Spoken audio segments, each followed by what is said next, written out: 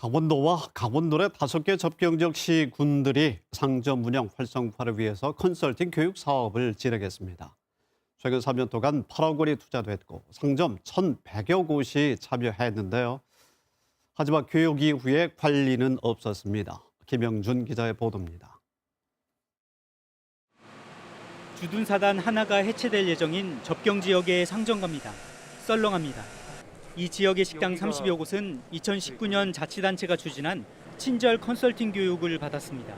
하지만 별 효과 없이 방치되다 군부대 통폐합과 코로나 확산 속에 존폐 위기에 직면해 있습니다.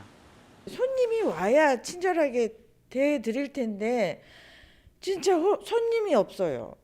교육은 받았지만 써먹을 데가 없네요. 폐업 위기에 놓인 다른 식당도 2번의 컨설팅 교육으로는 효과를 내는데 부족했다고 말합니다. 점검제도 전혀 없는데요? 네, 그런 거 없거든요.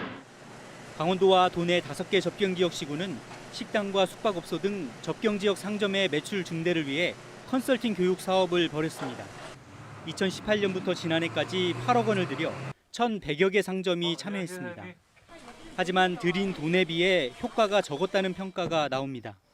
컨설팅 교육 이후에는 추가 점검 등 사업 관리가 이루어지지 않았습니다. 또 참여한 상점을 알리는 홍보도, 상점 방문 고객 평가 등 세밀한 후속 조치가 없었습니다. 수료를 받은 업소에 대해서 사후 관리를 아직 못한 부분이 있기 때문에 관련 부서하고 같이 좀 더 협업 체계를 갖춰서 관리해 나가서 상황이 이런데도 강원도는 컨설팅 교육 사업 만족도가 높게 나왔다고 평가하며 올해부터는 접경지 대표 맛집 육성 사업을 추진하고 있습니다. KBS 뉴스 김용준입니다. 네, 방금 보신 것처럼 강원도의 접경 지역의 위기감은 갈수록 커지고 있습니다. 취재를 했던 김영준 기자와 함께 조금 더 자세한 내용을 알아보도록 하겠습니다. 네, 김 기자, 접경 지역의 침체 안타깝게도 지금 가속화되고 있는 그런 상황입니다. 자, 접경 지역을 개발하고 지원하는 사업들이 많이 있는데 효과가 제대로 나지 못하고 있는 것 같습니다.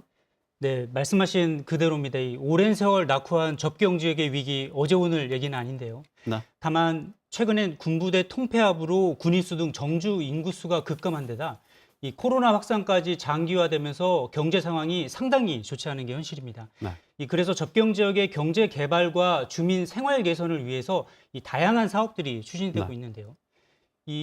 하지만 주민소득으로 연계가 되지 않으면서 하나마나한 사업이라는 지적까지 나오는 곳이 적지 않습니다. 네, 다양한 사업들, 방송 전에 500개를 넘을 것이라는 말씀도 해주셨었는데 네. 구체적으로 좀 살펴보도록 하겠습니다. 먼저 평화마을 조성 사업의 경우는 강원도가 역점적으로 중점적으로 추진했던 사업이 아니겠습니까? 네, 이 강원도가 추진 중인 접경지역 개발 사업 가운데 이 대표적인 사업이 바로 말씀하신 네네. 평화마을 조성 사업입니다. 강원도와 접경지역 자치단체가 2013년부터 지방 비만 164억 원을 들이고 있는데요. 접경지의 성장 기반 조성과 주민 여건 개선을 위해서 이 국비 지원 없이 지방비로만 추진되고 있습니다. 그런데 농촌 체험관이나 대형 숙박시설, 네. 공원 등 다양한 시설을 만들어졌는데 정작 제대로 활용되고 있지 않았습니다. 네. 운영비는 나가는데 주민 소득으로 연계되지 않는 상황인데요. 네. 일부 시설은 아예 주민들이 운영을 포기하거나 이 추진 중에 일시 중단된 곳도 있었습니다. 네. 대표 사업이 이런 지금 상황을 맞고 있습니다. 많은 사업이 진행이 되고 있음에도 불구하고 주민들께서 그 효과를 제대로 체감하지 못하고 있는 이유는 무엇일까요? 네, 이 낙후된 접경 지역을 개발하는 사업이 시설물 건축 위주로 진행되면서 네. 한계점이 나오는 것 아니냐는 분석입니다. 시설은 좋은데 정작 이 좋은 건물을 제대로 활용하고 이용할 역량이 접경 지역 농촌 지역에는 부족한 네, 겁니다. 이 효율적 운영을 위해 사전에 세밀한 준비가 안 돼 있기 때문이기도 한데요. 이 지역마다 가진 여건 등 특성에 맞는 운영 방식을 등한시하면서 시설이 단지 시설에 그치고 주민 소득으로 이어지지 못하고 있는 상황입니다. 실제 강원도 접경지역 개발 사업의 큰 비중을 차지하고 있는 접경지역 특수상황지역 사업이 있는데요. 네. 최근 3년 사업 목록을 보면 220여 개 가운데 이 특성화 사업으로 분류된 건 27개, 네. 12%에 그쳤습니다. 이 대부분이 그 시설 조성이었습니다. 네. 이 시설 조성도 정주 여건 개선 등에서 상당히 큰 의미를 가지고 있는데요.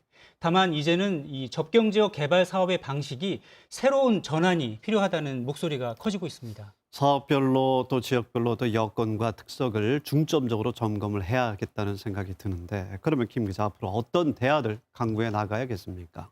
네, 이 반면 교사의 한 예라고 할까요? 지난 3년 동안 접경지 상점의 매출을 올리기 위해서 이 컨설팅 교육 사업이라는 게 추진됐습니다. 상인 친절 교육도 하고 경영 합리화를 위해 이 전문기관의 조언도 듣는 이 교육 사업입니다. 네. 접경 지역의 경제 비중이 식당과 숙박업소 등 자영업 상점이 차지하는 비중이 크기 때문에 8억 원의 예산이 투자됐습니다.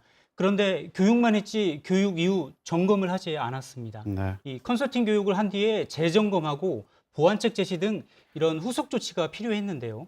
앞서 말씀드린 시설 조성 위주의 개발 사업과 비슷하게 사실상 제대로 관리되지 않은 겁니다. 네. 이런 사례들처럼 접경 지역 개발과 지원이 지속 가능한 관리, 이 지역의 소득으로 이어질 수 있는 이 특성화 설계가 더욱 필요해 보입니다. 다시 한번 살펴보고 보완책을 강구해야겠습니다. 김영준 기자 취재 수고 많았습니다.